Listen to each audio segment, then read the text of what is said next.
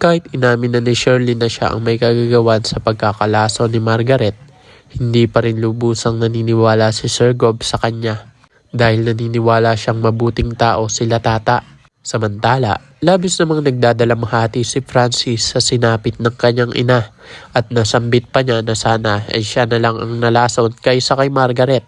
Dahil gusto niyang marinig ang panig ni Tata, pinuntahan ni Francis ito sa kanilang bahay. Ngunit sa kanyang pagdating, laking gulat niya nang madatnan niya ang isang trahedya. Nilalamon na ng apoy ang bahay ni Tata. Ayon sa mga nakasaksi, isang magnanakaw ang lihim na pumasok sa bahay at sa kasamaang palad ay natumba nito ang isang kandila na siyang naging sanhi ng sunog. Marami ang naghihinalang maaaring ito ay pakanan na naman ni Vivian bilang paghihiganti kay Shirley matapos ang kanilang sagupaan. Samantala, matapos ang matinding alitan ni na Shirley at Vivian sa loob ng kulungan, biglang inatake si Shirley ng kanyang sakit at agad siyang sinugod sa ospital. Sa sobrang pag-aalala ay pinuntahan siya ni Tata upang alamin ang kanyang kalagayan. Sa gitna ng kanilang pag-uusap, inamin ni Shirley ang kanyang pangamba at baka malapit na siyang bawian ng buhay.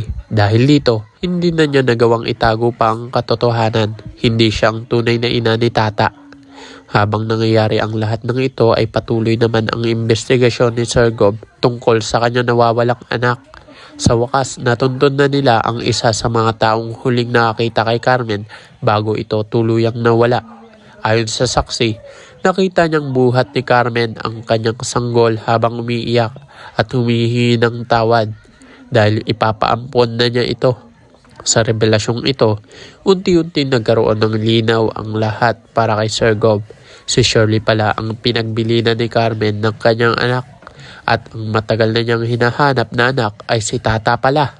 Ngayon, magbabago ang buhay ni Tata. Ang dating api-apihan at minamaliit ay siya palang tunay na tagapagmana ng kayamanan ng isa sa pinakamakapangyarihang tao sa bansa. Hindi na nila siya matutulak-tulak o maaapi pa dahil siya na ngayon ang may hawak ng kapalaran niya. At wala nang magagawa sina Vivian at Venice upang pigilan ang kanyang pag-angat.